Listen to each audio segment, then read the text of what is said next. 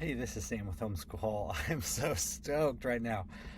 So finally, after tons of hours of building and research and interviewing parents, we finally got the activity journal finished. I'm stoked about it.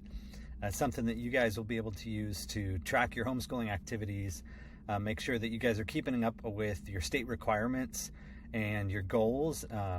So let's dig in. I'm just going to give you a quick run through to give you an idea of what this platform is, what you can do with it, to see if it may help you and your family and see if you would like to sign up.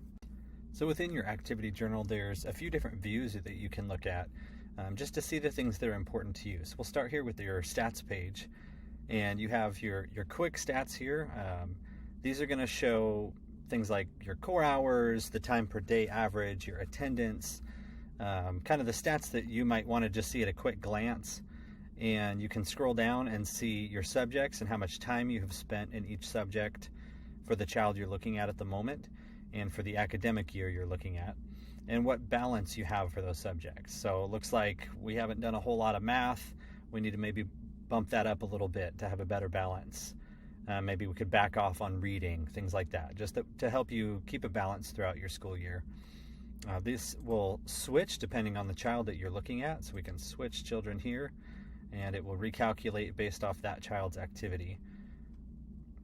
We'll go look at the calendar view. So this is one that on desktop you may look at primarily. It does work on mobile. It's a little bit small, as any calendar is on a phone, but you can quickly click any of these and edit the activity entry, change the time, add a description. Something my wife does is sometimes she'll log while they're in the middle of school, but then she'll go back later and add more descriptions. So here you can also add or remove children who participated. So instead of logging everything 4, 5, 6, 7 times, you can do it once and just check the boxes of all the children who participated and hit save.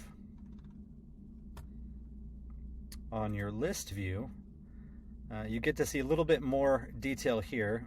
You get a preview of the description. You can see whether it was a core activity or non-core activity. And that's for states that require certain subjects. You can mark, and we'll get into that in just a moment here, mark whether those are core or not. You can also see for this date, what was our total time for that day. So here's a day that has a few entries. We can see the total time was 2 hours and 27 minutes. Just to give you a quick snapshot of how much you're doing each day. And under your settings, this is where you will tell the platform what you want to see here and what those numbers should calculate based off of.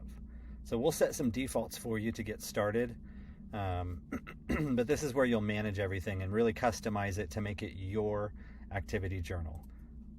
So we can see here that under our subjects, you can select one of your subjects and edit the name, change the color if you'd like. And we don't give you any limits here. There's no palette. You just pick whatever you'd like. Say whether this subject is a core, like a state required subject or not. And if this isn't relevant to you, you can ignore this part of the video. If you have core turned off, this won't even be visible, so you don't even have to worry about that. Now under journal settings, you can scroll here, and this is where you tell the platform what you want to see and what you don't. So here in Missouri, we have certain state required subjects. So I'm going to have core turned on and non-core turned on, but we don't have to record attendance days. So this just isn't relevant to me. So I'm going to turn that off. And now under my stats view, attendance is gone because that's just not relevant to me. So you can turn on and off the things that you need to track for your state and input your goals here for those numbers. And we encourage you to look up for your state what the requirements are and set your goals accordingly. You can also tell the platform which date your school year starts. So Missouri, we have a legal school year of July 1st to June 30th. And so I'm going to tell this, start the year July 1st, and all the calculations it makes are going to be based off of that school year start date. So you can change that whenever you need to. If you move to a different state, you can always change these settings at any point in time, and the platform will automatically recalculate everything in your logbook. We also have reminders.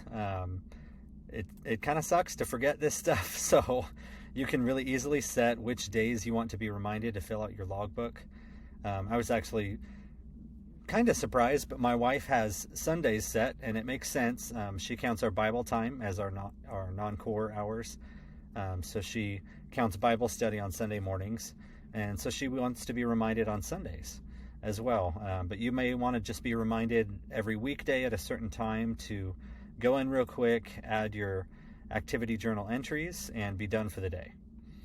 You can also manage some settings for your children, and we'll have some more later here in terms of things that you can record and notes that you can take on them, maybe even progress notes, or just, it seems like John is struggling a bit with math this year, and we're going to try working on these things. So you can look back later and see how well he's progressed.